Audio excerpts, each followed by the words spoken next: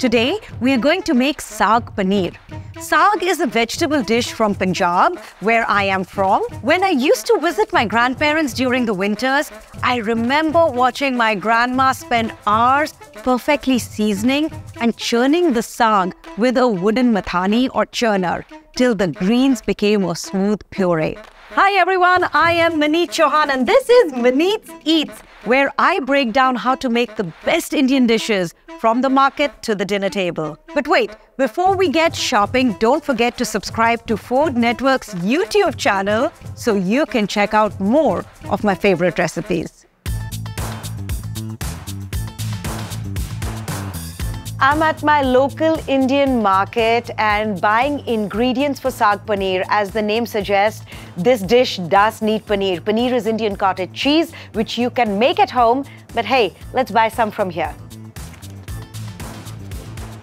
This is paneer. It's compressed and has very neutral flavors to it. So it takes on the flavor of whatever you add this to. Also has a wonderful chewy texture and is the perfect addition to the saag. So now that we have the paneer part of the Saag Paneer, let's work on the saag. Saag literally means a mixture of field greens. So I use 3 different greens to make saag. The first is some baby spinach. Now baby spinach adds an herbaceousness to the saag, also has a lovely grassiness to it. The next green that I use is mustard greens. Now mustard greens has a sharpness to it, that sharp spicy flavor which really makes the dish stand up. And finally, the last green that I use is fenugreek greens. Now fenugreek greens has a touch of bitterness to it which really rounds up the dish. Okay, now that I have all my ingredients for the Saag Paneer, let's get into the kitchen and start cooking. So Saag Paneer is one of my favorite green vegetable to have. We have a large pot of water which is boiling. In this, we are going to add all the baby spinach. Next, we are going to take some mustard greens. I'm going to cut off a little bit of the stocky stems at the base, not too much, and then roughly chop it. All the greens need to be washed very well. Into the pot it goes. Next, the fenugreek leaves. Now with the fenugreek leaves, when you buy fenugreek leaves, you will get it with the roots. Just make sure that you nicely wash it and cut off the base, some of the stalks and the roots. This goes into the pot. Next, we're going to go ahead and put some aromatics in it. So first goes ginger. We are going to be blending this entire base. So I'm not going to be peeling ginger. As long as it's nicely washed and clean, you can just cut slices and put it in the water along with the greens. Into the pot. Next, some garlic. And we have some Thai green chilies. Now these onions not only will add a little bit of sweetness to this greens mixture, it's also going to add some body to it. So when we blend it, it is the onions which is going to help in making a really smooth puree. Roughly chop the onions. Into the pot it goes. Next, we're going to add some salt and some garam masala. So garam masala is a blend of Indian spices. Garam means warming, masala means spices, and each and every household in India has a distinct signature garam masala which they hold very close to their heart. Okay, now I'm going to go ahead and cover this and let it cook for around 5 to 7 minutes. We are looking at the onions, the ginger and the garlic to start softening up. So the greens have been cooking right over here. The onions are nice and soft, ginger and garlic. We are ready to strain this. Now, what I do is I take a colander, put it in a large bowl so that I can reserve some of this braising liquid. So that's where the flavor is.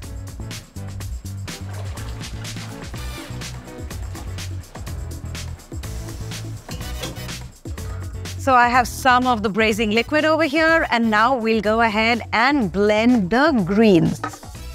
Put the entire mixture in the blender. Little bit of the braising liquid. Okay.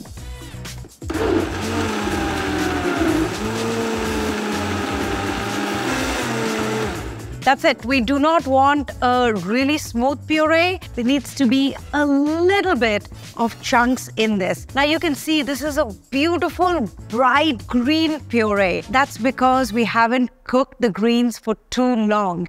But as we are going to be cooking this more, the color is going to get darker. So we go ahead and wipe down the pot in which we had boiled the greens, just making sure that there is no liquid in it.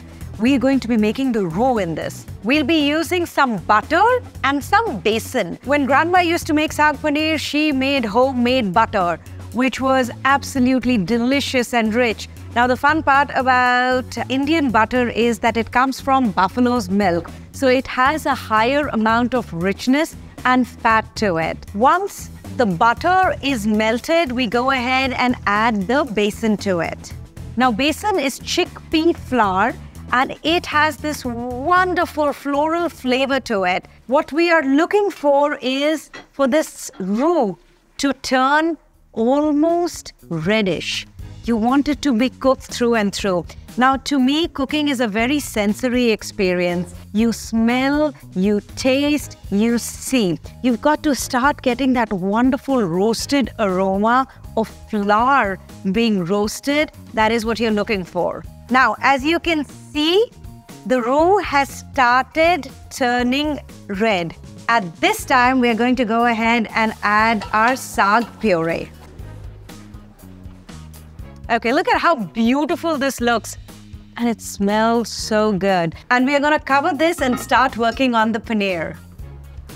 So paneer is Indian cottage cheese. It is compressed cottage cheese. You can make this at home if you want to, but you do get some incredible product at the grocery store. So you just take this and cut it into cubes. Paneer has a very neutral flavor to it. The mouthfeel is very chewy, so you can use it with the saag.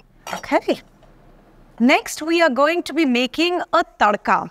Now, a tadka means tempering. This is flavored oil, which is usually added at the end of a lot of Indian dishes to add extra flavor, to add an extra punch to the dish. We are going to be using some ghee, which is clarified butter. And in this, I am going to be adding some chopped onions, ginger, and garlic. So we'll go ahead and chop up the onions first. So if you remember, the best way to chop onions is to keep the root on, cut the base, cut it in half. Go ahead and make some slits. Finely chopped. Next, we are going to go ahead and slice some garlic. Slice it really fine. Next, ginger. We'll go ahead and peel ginger with a spoon. I'm just going to take a small knob out and peel it. Now, earlier on in the puree, when I added ginger, I did not peel it. The reason was because we were going to puree it. I'm peeling the ginger right now because we are going to saute it, and when you bite into it, you'll get a bite of the ginger, and the skin is really not that pleasant. So I'm going to go ahead and cut this into small bruwa or small dices. To make the tadka, we are going to start off with some ghee. Saag paneer is known for the amount of butter or ghee that goes into it. So use a generous amount. And once the ghee starts to melt, we're going to go ahead and add some cumin seeds to it. Then we'll wait for the cumin seeds to dance. So once the cumin starts turning nice and golden brown, we're going to go ahead and add the onions, ginger, and garlic. Saute the onion, garlic, and ginger mixture till they start turning golden. So as soon as the onion starts becoming translucent, slowly starts becoming golden brown, I'm going to go ahead and add the paneer to it. Next, go in the spices, little bit of salt, some turmeric, and some fenugreek leaves.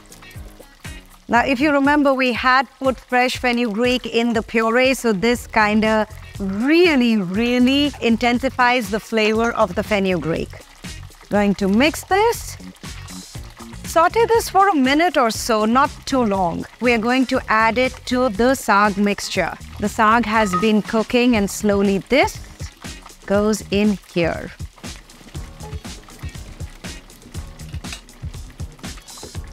Mix this well. Let it simmer for another minute or so, and your saag paneer is ready.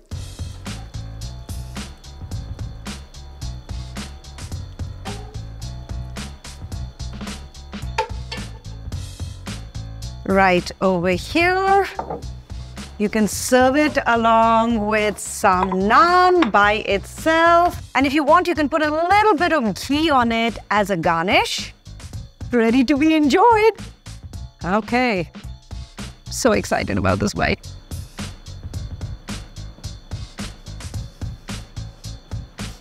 When you take a bite, it lingers with you. You get the herbaceousness, you get that grassiness, then the heat hits you, then there is the lusciousness of the paneer that you bite into, the chunks of ginger and garlic which you get. It is just, to me, in a perfect world, this is the perfect dish. If you make this recipe, leave a comment and let me know how it turned out. And don't forget to subscribe to Food Network's YouTube channel for more go-to recipes. Till next time.